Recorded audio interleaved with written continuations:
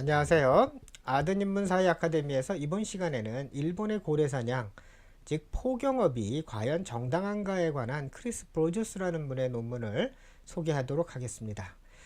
이 논문의 영문명은 Killing the Practice of Whale Hunting, 그러니까 포경의 그 practice요, 관습을 죽이는 것은 is the same as killing the Japanese people. 일본인을 죽이는 것과 같다라는 일본에서의 그 어떤 고래 사냥을 옹호하는 측의 슬로건을 일종의 제목으로 택해서 제시하고 있습니다. 이 논문은 2016년도에 The Asia Pacific Journal이라는 곳에 게재가 되었습니다.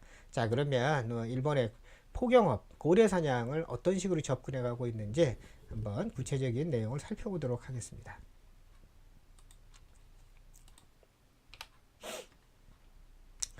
이 브로저스는요, 그 포경업을 접근해가는 그 방식으로 먼저 돌고래를 잡는 법에 대한 일본에서의 관습을 또 소개를 먼저 하고 있습니다. 그러니까 소위 일본에서는 전통적으로 돌고래 모리식 포획이라는 방식을 써서 돌고래를 잡나 봅니다.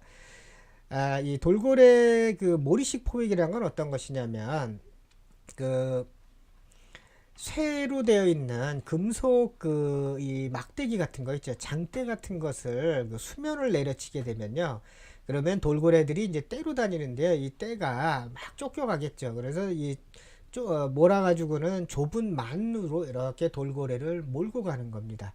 그래서 그 만 속에 그 일종의 그물로 가다 놓고는 그 돌고래를 포획하는 방식을 우리가 모리식 포획이라고 그러는데, 그런데 일본의 동물원 수족관 협회에서는 뭐 영문명으로는 JAGA라는 그 협회에서는요, 그 이렇게 모리식으로 포획된 돌고래를 더 이상은 그 자신들의 그 회원 그 동물원이라든가 수족관에서는 그 구입하는 거를 금지하겠다라고 일종의 결정을 내리게 됩니다.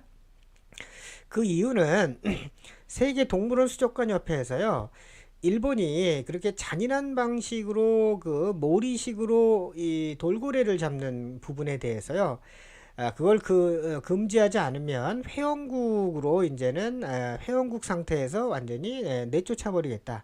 그러나 일시적이지만 그 유예를 둬서 일종의 정지 조치를 내리게 됐는데요. 그거에 대한 반응으로 일본에서는 이 자신들이 그 모리식 포획에 의한 돌고래는 더 이상 구입하지 않겠다라고 이제 그 국제사회에서의 결정을 따르게 됩니다. 그런데 일본이 왜 떼를 안 쓰고 이런 거를 받아들이게 되었냐면, 만약에 여기서 이 협회의 회원국에서 박탈이 되면요, 그랬을 때는 일본 내에 동물원이라든가 수족관에서는 더 이상 해외에서의 그 어떤 희귀동물, 또 희귀 해양생물 같은 거를 수입하는 것이요, 불가능해진다 그럽니다. 이 말은 다른 국가에서 일본에 수출할 수가 없게끔 이제 법적으로 이렇게 명시가 되어 있기 때문에요. 어쩔 수 없어서 일본은 이제 이런 거를 이제 받아들이게 되는 거죠.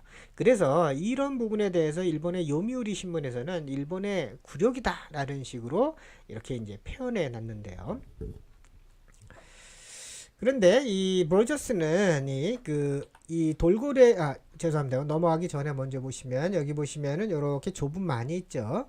일루 돌고래를 쇠막대에 어떤 긴 금속 장대 같은 거를 물에 쳐서 돌고래를 이쪽으로 이제 떼로 몰아가는 겁니다. 그럼 여기에다가 그물로 이렇게 가둬 놓는 거죠. 그 가두고 나면 여기까지는 우리가 뭐 크게 잔인해 안 보일지 모르지만, 가디언지에 실린 그 이 기사의 어떤 사진인데요. 보면은 돌고래들이 있으면 돌고래를 이 쇠작살로요 마구 찌릅니다. 그러면 이제 피가 나겠죠. 그래서 좁은 만에 가둬놓다 보니까 이게 핏빛으로 물들 정도로 아주 잔인한 형태라 그럽니다. 그런데 이러한 그 이 돌고래 사냥은 결국에는 그 고래 사냥과도 너무 유사한 점을 드러내고 있다라는 게 브로저스의 주장인데, 첫째로는 그 이러한 돌고래나 고래 사냥이라는 것에 대해서 국제사회에서는 잔인하다라고 계속해서 주장을 하는데, 일본 사람들은 그거는 그렇지 않다. 왜냐하면 일본의 그렇게 사냥 문화는 전통 문화다. 그러므로 오랫동안 유지된 거기 때문에 보호를 해야 되고 또 그것이 계속 존속돼야 된다라고 그러면서요.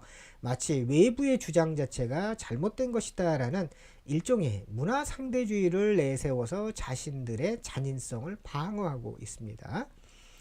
또 돌고래나 또 고래 사냥에 대해서요.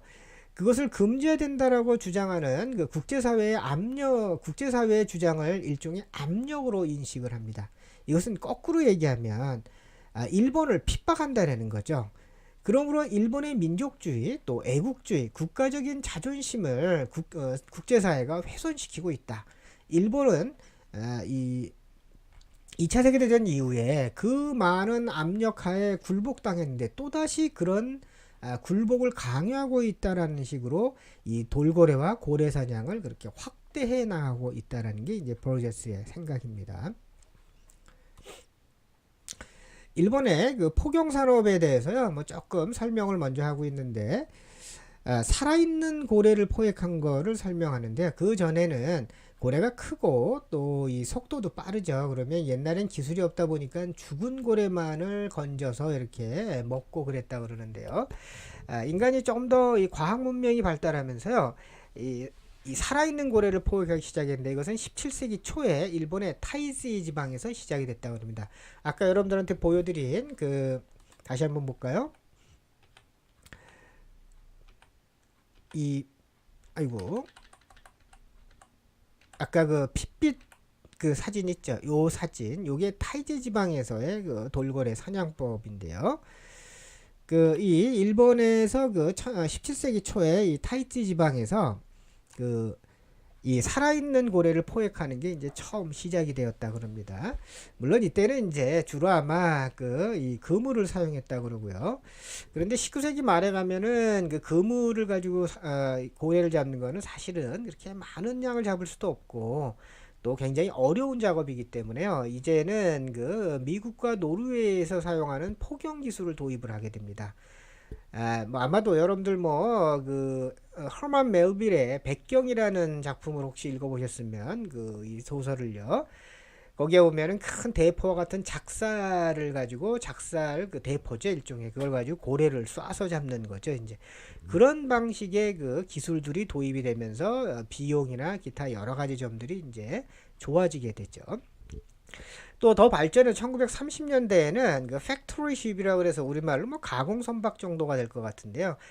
이 일종의 고래잡이 선단을 이루어서요. 그 잡는 그 포경을 하는 배도 있고 또 이 잡은 포획한 그 고래를 그 자리에서 해체하고 이것을 가공하는 선박도 같이 이제 이 포경업에 이제 동반이 됐다 그럽니다. 이런 식으로 발전해 가다가요. 일본이 그 2차 세계대전 이후에 패망을 하고 나서요. 그러면서 이 먹을 게 없다라는 미명하에 고래를 마구잡이로 잡기 시작을 했는데 심지어는 일종의 무슨 그 고래 포경 올림픽이라고 불릴 정도로 이제 가능한 한 너도나도 많은 고래를 이제 잡아들였다 그럽니다. 이런 것은 궁극적으로는 결과적으로는 고래의 개체수가 급강을 할 수밖에 없겠죠. 그런 의미에서 1982년도에 국제포경위원회에서는 모라토리엄을 선언을 하게 됩니다. 즉 이제 무기한 고래 포획을 이제 금지하는 일종의 국제사회에서의 선언을 이제 합의를 이루게 되는데요. 그런데 일본은 그 즉시 이것을 수용하는 것이 아니라 1987년도 5년 뒤에야 이제 수용을 하게 됩니다. 그 수용을 미루고 또 수용을 하면서도요. 일본 정부에서는 어떤 입장을 피했냐면 포경은 여전히 전통문화다. 또 한측에서 보면은 또 고래를 먹는 것은 전통 음식 문화다. 그러니까 이 일종의 포경 잡는 기술도 전통 문화이며 먹는 행위도 전통 음식 문화이다라는 식으로요. 그러면서 고래는 즉 포경이라는 것은 일본의 국가적 상징성, 정체성을 상징하는 하나의 나름대로의 그 상징체로서의 의미를 자꾸 부여하려고 일본 정부는 이제 노력을 하고 있다는 겁니다. 그런데 이제 이 국제사회에서는요 점차 이 포경에 대한 그 일본에서의 이러한 그 포경 행위를 금지하는 압력들이 이제 강해지는 거죠. 그런데 아까 1987년도에 이제 그 이 포경을 금지하는 그 국제사회에서의 국제포경위원회에서의 어떤 그 선언을 일본도 수용하는데요. 그 수용하는 배경에는 사실은 어떤 자발적인 것보다는 개체수가 줄므로써 종의 멸종 위기에 처한되거나 또는 환경의 문제라든가 뭐 여러 가지 또 동물의 어떤 동물권, 행동 추구권과 같은 그러한 문제라든가 그런 건 아무 상관없이요. 소위 얘기해서 국제사회가 불매 운동하겠다. 일본산 제품을 그거를 그런 위협에 대한 하나의 마지못해 받아들이는 일종의 그런 행위였습니다. 따라서 이런 행위는 결과적으로 일본인들은요, 자신들의 사고와 인식을 전환하는 것이 아니기 때문에 굴욕으로 인식을 하는 거죠. 그 굴욕 속에는 1994년 이후에 상호포경을 실시하고 또 2006년도에 상호포경을 마찬가지로 실시한 노르웨이나 아이슬란드의 경우를 이제 예로 들 수가 있는 겁니다. 이 두 나라는 포경을 하는데 왜 우리만 이 국제사회에서의 불매운동의 위협 때문에 어쩔 수 없이 받아들인다. 그러기 때문에 굴욕적이다라는 식으로 이제 그 생각을 하는 거죠. 어쨌든 그렇게 이제 수용을 하면서도요. 근데 실제로 이들이 진정한 의미의 수용이라기보다는 연구 목적의 포경은 여전히 허용돼 있기 때문에요. 일본인들은 표면적으로는 이렇게 자신들의 큰 희생을 통해서도 우리가 국제사회 결정을 받아들인다라는 식으로 포장을 하는 겁니다. 네, 그러면서 일본은 여전히 뭐냐면 그 연구 목적의 포경이라는 미명하에 포경을 계속해 왔는데요. 그러다가 2014년도에 국제사법재판소에서는 그 일본의 남극에서의 포경을 중지하는 금지하는 판결을 내리게 됩니다. 이건 호주가 일종의 여기 남극이 아니라 남극인데 죄송합니다. 호주가 그 남극에서의 일본 포경을 제소했는데 그 이유는 연구 목적이라고 그 되어 있지만 실제로는 전혀 연구와 상관없고 과학적이지도 않다라는 그런 주장을 폈죠. 결국 국제사법재판소도 이를 받아들이고요. 그러면서 이 포경을 금지하는 판결을 내리게 됩니다. 그런데 일본이 이걸 순순히 받아들일 리가 없을 거고요. 같은 해 2014년도에 여전히 국제포경위원회에 가서도 우리는 포경을 포기할 생각이 없고 이걸 계속 지속하겠다라고 이제 그 의지를 피력해냈고요. 다만 일시적으로 중지를 하고는 2015년도에 국제포경위원회에서는요, 과연 그 살아있는 고래를 연구 목적을 위해서 잡는 것이, 즉 치명적으로 시료를 채취하는 거죠. 이게 살아있는 거를 연구 목적으로 잡아서 일부의 시료를 채취하는 것이 정말 과학적으로 이게 의미가 있는 것인가라는 그런 거에 대한 의구심을 제기하게 됩니다. 따라서 이거는 과학이 아니다라는 거죠, 이제. 그런데 일본은 이런 것들을 무시하고요. 잠깐 한 1년 정도 그 이 포경을 약간 뭐 이렇게 멈춰 있다가요. 같은 해에 이 포경을 재개하기 시작합니다. 그런데 이런 국제적인 관계뿐만 아니라 국내에서 포경을 일본은 어떻게 받아들이고 있나? 일본에서는 이 포경이 너무나 자유롭게 인식으로 받아들이는 것 중에 하나는 사실은 이 포경을 반대하는 시민단체를 비롯한 각계의 노력이 대단히 빈약하다라는 겁니다. 일본인들은 아마 전통적으로 자신들의 이 고래를 먹는 어떤 행위가요, 당연시하는 게 있죠. 이게 진짜 당연시하는 문제인지 모르겠습니다. 일본 정부에서의 그러한 어떤 하나의 일본의 그 정치 세력들이 이데올로기화하면서 이걸 자연스럽게 받아들일 가능성도 있는 거니까요. 어쨌든 이제 그러한 NGO들이 굉장히 이제 빈약하니까요. 그렇게 빈약한 거는 결과적으로는 포경을 해야 한다라는 정치적인 압력을 오히려 증가시키는 거고, 또 그럼으로써 포경을 찬성하는 단체들이 뭔가 사회 내에서의 우위를 차지하는 그러한 반대급부를 누리게 되었습니다. 그런데 과연 그러면 포경을 완전히 허용했을 때 일본이 얻을 수 있는 경제적 효과는 얼마나 되느냐인데요. 실제로 직접적으로 고용할 수 있는 인원은 수백 명밖에 되지 않고, 즉 경제적 효과는 아주 미미할 거고요. 또 한편으로 보면 미식가, 그러니까 뭐 맛있는 거 찾는 사람들이라든가 요식업계에서요 고래고기를 그 끈질기게 요구하는 것이 아니라 그 요구 자체도 상당히 미미하다 그럽니다. 그러면 이렇게 미미한데도 불구하고 왜 일본은 계속해서 고래를 잡겠다고 하는 것이냐는 거거든요. 그거는 아마도 정부와 정치권과 아주 밀접히 관련 있는 걸로 볼 수가 있는데요. 정부에서는 고래고기를 공급하는 그러한 이 관련된 그 행위에 대해서는 금융이라든가 또는 보조금의 형태로 이제 지원을 해주고 있습니다. 이게 조금 우스운 얘기 같지만 표면적으로는 고래를 잡는 행위는 과학적 행위입니다. 그렇기 때문에 과학적인 행위에 대한 일종의 보조금을 지불하는 거죠, 이제.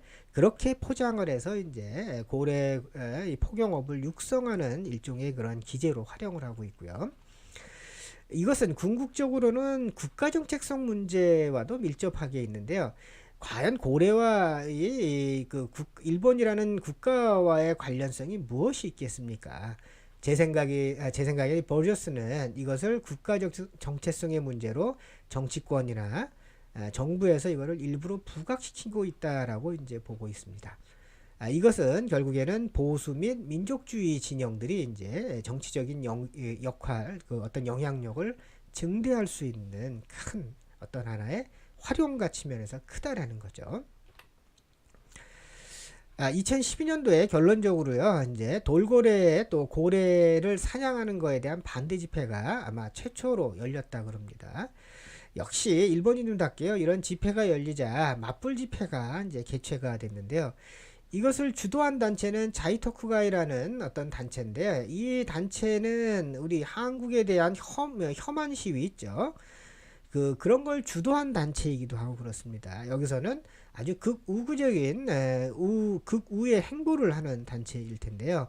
여기서는 이 돌고래, 이 포경이라는 것이 일본의 정체성이라는 식으로 이제 밀어붙이는 거죠. 이것은 일본 대 서방이라는 구도, 그러니까 상대적 어떤 대결 구도를 만들게 되는데요. 그를 통해서 이 포경이라는 것은 민족주의와 아주 밀접히 관련 있는 것처럼 그렇게 포장을 하게 되고요. 이는 서방이 과거부터 지금까지 일본에 대한 차별, 또 제국주의, 또 공격, 그런 걸 통해서 일본은 희생자다라는 식의 인식을 갖게끔 이렇게 만들었다는 겁니다. 그런데 이렇게 일본이 포경업이라는 게 경제적 가치가 미미한데도 불구하고 하나의 민족주의와 같은 식으로 소위 포경업을 내세우고 있는데요. 따라서 버저스는 이것이 하나의 이데올로기적인 하나의 싸움이라고 주장을 하고 있는데요. 그런데 이거는 너무 제한되게 바라보는 느낌이 좀 있습니다. 사실은 이데올로기의 문제라기보다는 순수하게 정치적 이익을 기반한 일본 우익들의 헤게모니에 불과하지 않을까라는 생각이 듭니다. 일본 우익들은 마구잡이식으로 자신들의 이익을 찾기 위해서 일종의 하나의 큰 무식과 같은 굴레를 씌워놓는 거죠. 그것을 통해서 자신들의 역할을 계속해서 강요하는 중이기 때문에요. 그런 의미에서 바라보게 되면 이것은 이데올로기의 문제라기보다는 정치적으로 이익을 얻고자 하는 그런 자들의 탐욕의 결과에 불과한 것 같습니다. 그런 탐욕의 결과 속에서 나타나는 포경업을 우리나라도 허용하자, 우리나라도 수용하자, 우리도 하자라는 식의 주장을 피는 일부의 사람들도 있는데요. 과연 그것이 이런 생각을 우리가 조금이라도 하게 된다면은 그런 것이 과연 올바른지에 대해서는 한 번쯤은 재고해볼 그런 여지가 있을 것 같습니다. 자, 여러분들이 이 버저스의 주장을 우리가 신뢰하든 안 하든 간에요. 어쨌든 간에 포경업이라는 것이 어떤 넓은 세계적 가치관 속에서 한 번쯤 우리가 뒤돌아본다면 굳이 포경을 통해서 얻어들이는 미래 가치는 그렇게 많지가 않은데도 불구하고요. 그를 통해서 얻어들일 수 있는 것이 별로 없는데도 그것을 재개하자라고 주장하고 또 그걸 지속하자라는 것은 결국은 정치적 이익을 얻기 위한 어떤 하나의 특정 집단의 논리에 불과할 가능성이 높습니다. 그런 점에서 좀 경계할 필요가 있는 것 같고요. 자, 여러분들이 오늘 뭐 주제가 뭐 재밌는지 잘 모르겠습니다. 그러나 한 번쯤은 이러한 포경을 통해서 일본 사회가 갖고 있는 하나의 정치적인 뭐 어떻게 보면은 참 말도 안 되는 행보들이 너무나 많죠. 그런 것들을 엿볼 수 있는 하나의 뭐 이 하나의 단서가 됐을 것 같습니다. 뭐 결국에는 우리가 위안부 문제도 마찬가지의 시각에서 일본이 접근하는 중이겠죠. 일본은 그것도 일본인들 모두가 동의하는 것도 아닐 거고요. 일본의 어떤 특정한 정치적 목적을 가진 그런 세력에 의해서 일본이 결국에는 휘둘리고 있는 상황인 것 같습니다. 자, 뭐 오늘 주제가 재밌는지 잘 모르겠습니다. 자, 다음 시간에 좀 더 다른 주제를 가지고요. 뭐 여러분들에게 좋은 이 시사점을 좀 소개시켜 드리면 더 좋을 것 같습니다. 자, 오늘 여기까지 말씀드리도록 하고요. 좋은 하루 되시기 바랍니다. 감사합니다.